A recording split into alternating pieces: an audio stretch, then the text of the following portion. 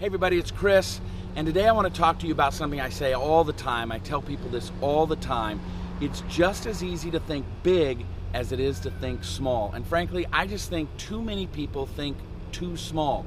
And I want to challenge you to think big, or at least think bigger. Now, I know that there's sort of a contrast here because sometimes people will say, start small. And it is true, you start small. Everything that I've done, I've started small and you build it big, but you got to think big. Right? I want to give you two examples from my life in ways that I thought big and it worked out really, really well for me. The first time, I guess the first time it didn't work out well for me, but I'll tell you why it didn't. It wasn't my fault. So the first time I really realized it's just as easy to think big as it is to think small, I was about 14 or 15 years old. I remember that because my mom had to drive me to the appointment. It was also the first time I ever owned a Blazer. I bought a Blazer for this sales appointment. I'll tell you what happened. My mom was working at Group Health Hospital, and she knew this guy that was in the filing department. All this guy did every day was took files and filed them. Well, he had a rich uncle, and he found this little business opportunity, and he asked his rich uncle if he could borrow, I think it was $7,000, and of course this was back in like 1980, something like that, 79, 80.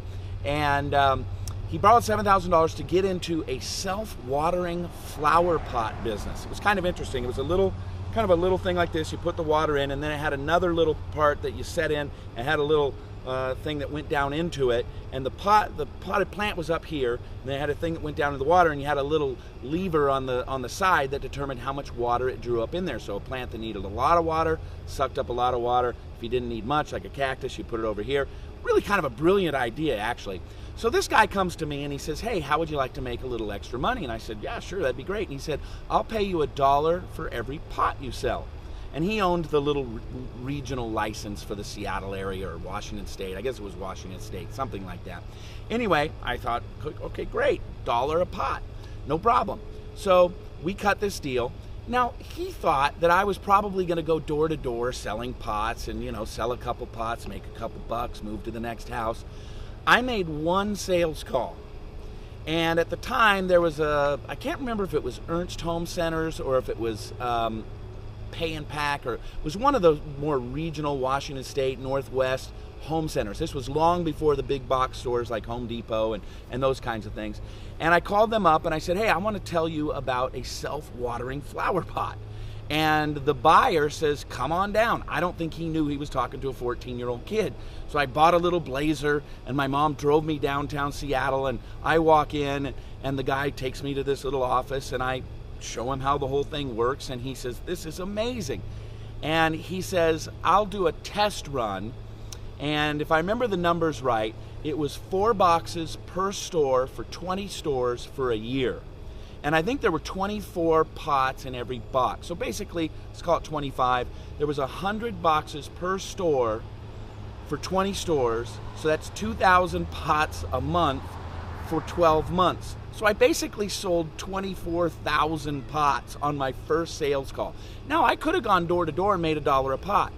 Now, you might be saying, that's awesome, but remember I told you it didn't work out very well. So I go back to this guy, I go, hey, I made my first sale. And he says, you did? That's awesome. What'd you sell? And I said, I think it was Ernst Home Centers. I said, I just sold 24,000 pots to Ernst Home Centers. Now, what I'm about to tell you is for a whole nother video, because we can do a whole nother video on what happened. This guy got so shaken and so scared and so overwhelmed, he didn't do the deal. In fact, he not only didn't do the deal, he called the pot company up and said, I want my money back. I don't want to do the business. So we can do a whole nother video on being afraid of success and why some people just can't ever succeed because they're afraid of success. The irony was, this was a drop ship deal. He didn't even have to do anything. Call him, go, yeah, drop, 20 boxes times 4, 80 boxes to this address every month for a year. But he was so afraid of success, I ended up not getting that deal. But that was my first taste of thinking big. It's just as easy to think big as it is to think small.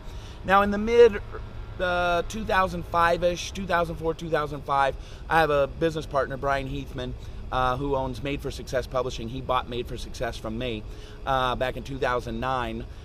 He and I had this idea to license audio programs from all these other speakers. And so we did. We spent one summer just calling speakers up and licensing products from them. And what we did was we took these products and we put them into boxed sets around themes: leadership, sales success, verbal power, all these different kinds of themes. Now, we could have printed 1,000 of these and tried to sell them to my database, or we could have, gone to the local Five and Dime and said, hey, here's 5 of them, will you put them on commission, or, whatever. We could have done that, but we made one phone call. We made a phone call to a distributor who was already distributing about $40 million a year worth of software and audio programs through Costco and Sam's Club. So we cut this deal with this guy, and so basically we became the middleman, right? We licensed, we packaged, we licensed over here to the guy, he distributed, he brought in the money, he paid us, we cut our chunk off, and we paid royalties. And so we were selling 30 to 50,000 units a month through Costco and Sam's Club. It's the only sales call we ever made on those box sets. We sold to a guy who sells, and we made hundreds and hundreds of thousands of dollars off that deal every year. And basically for not doing much other than cutting the deals and relicensing it out. Just as easy to think big as it is to think small. So you'll see me do this a lot. I always say, look in the mirror. I want you to look in the mirror today and just ask yourself, how could I think bigger? Am I thinking too small? Am I just putting myself in my own little box created by my own mind? What could I do? What's a bigger account that I could call on? What's a bigger way that I could do my business? How can I think bigger? Doesn't mean that, you have to think super gigantic, but it does mean that you have to think bigger than you're already thinking, because it's easy to go bigger. It's just as easy to think big as it is to think small. I'll conclude with this. In my book, The Angel Inside, which if you've never read, it's my favorite book. It's one of my best-selling books. It's been licensed into, translated into 13 countries, 13 languages. In that, one of the lessons, and these lessons are all around the life of Michelangelo, and one of the lessons is no one starts with the Sistine Chapel, right? The Sistine Chapel was the culmination of a lot of Michelangelo's work. I mean, he had to do really well in a small way, and then in a bigger way, and a bigger way, and then he ended up being asked by the Pope to come in and do the Sistine Chapel. And I've been to the Sistine Chapel. It's amazing. One of the greatest pieces of artwork ever in the history of the world. You don't start with the Sistine Chapel, right? If you want to be president of the United States, well, I was going to say that. It doesn't work anymore, right? But you start out, you run for mayor, then you run for congressman, then you run for Senate. That's the traditional way. Current president didn't do it that way. But typically speaking, you got to build your career. But you got to always be looking for something bigger. How can you grow your business? You're not going to start out doing the Sistine Chapel. You're not going to start out doing the culmination of your entire life's work. Sure, you might be in college and start something called Facebook.